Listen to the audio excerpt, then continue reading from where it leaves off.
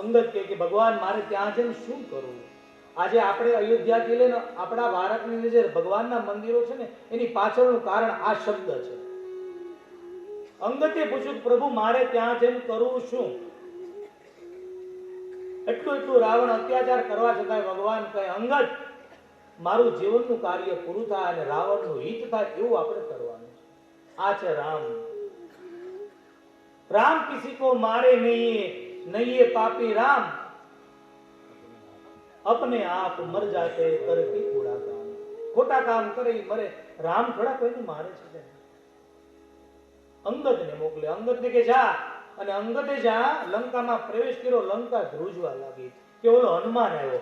એને બધા હનુમાન સમજી બેઠા કે લંકા બાળી ગયો આવ્યો એટલે સીધા રસ્તા દેવા મળ્યા. સીધા જાઓ, અહીંયા ઉભા રહા જેવું છે નહીં કઈ. અને સીધો રાવણના દરબારમાં અને જ્યાં અંગદ આવ્યો ત્યાં તો આખી સભા ઉઠી ગઈ છે. અંગદની તાકાત જોવો, નકર બ્રહ્માજી આવે તોય ન ઉઠાય. અંગદ આવ્યો, આખી સભા ઉઠી ગઈ. અને રાવણમાં શીલ નથી એટલે અંગદને શું કહે છે? બાબા ચોપાઈ દ્વારા વર્ણન કરે છે. હો કહ દસ કંચર કવનત બંદર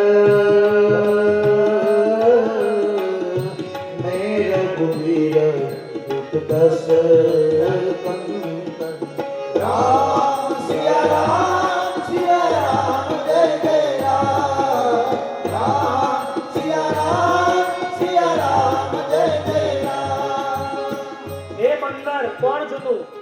દૂતને બંદર ન કહેવાય. રાવણમાં શીલ નથી. અને અંગદ જવાબ આપે છે હું રઘુવીરનો સેવક છું.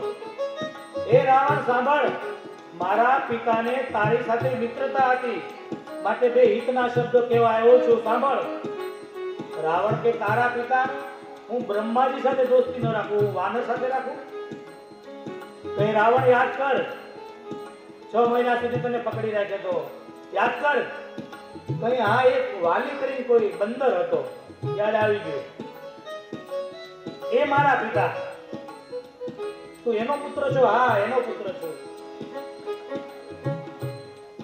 કહે તારા પિતા કેમ છે? કુશળ છે? કે એ પૂછવા માટે તમારે થોડા દિવસ ત્યાં રૂબરૂ પૂછી લેજો. ત્યાં જવું પડશે તમારે, કારણ કે એક બાણે તે તારા પિતાને બાણ માર્યું અને તું એની સેનામાં છો. મારી સેનામાં આવી જા. એ તપસ્વીનું યુદ્ધ કરી લઈએ આપણે, એનો વેર વાળી લઈએ. તું કુલ કલંક છો. અને જ્યાં કુલ કલંક કીધો, અંગદનો ક્રોધ વધવા લાગ્યો. રામદૂત તે કુલ કલંક કે છો અને જોરથી પોતાની મુષ્ટિકાનો ઘાર કર્યો.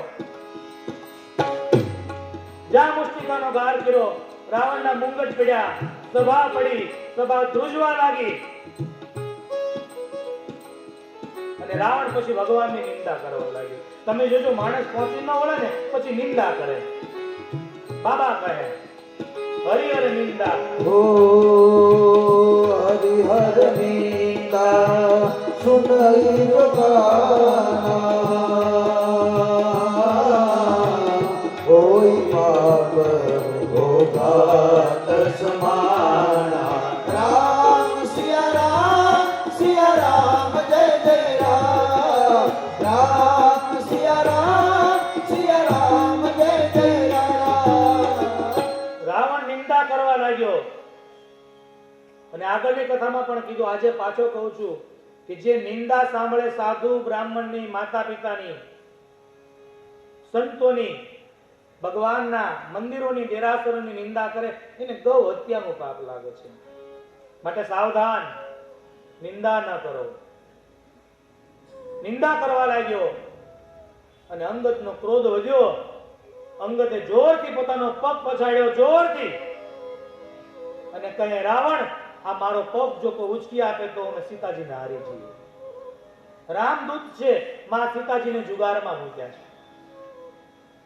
અને એક પછી એક રાક્ષસો આવવા લાગ્યા. કહે ઉઠાવી લો આને. પણ ભૂમિ ન ચાંડ હતો.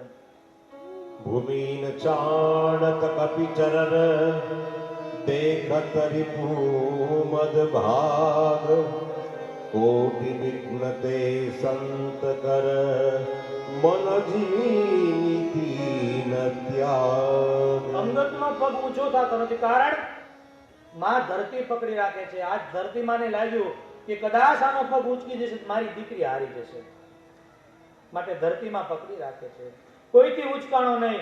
રાવણ આવ્યો, રાવણ જ્યાં પગ પકડવા જાય, અંગતે પગ ખેંચી લીધો કે મારો પગ પકડ, એની કરતા પ્રભુ રામનો પકડ, તારો બેડો પાર થઈ જાય. જા, તારી સાથે યુદ્ધ શું કરે, તું તો મરેલો છો, મરેલાને શું મારે. અતિ બુઢા, અતિ ક્રોધી, ભગવાનના વિરોધી, બધા મરેલા કહેવાય. જા રાવણ, તારું મારું યુદ્ધ હવે મેદાનમાં થશે. અંગદ પાછો કરે છે.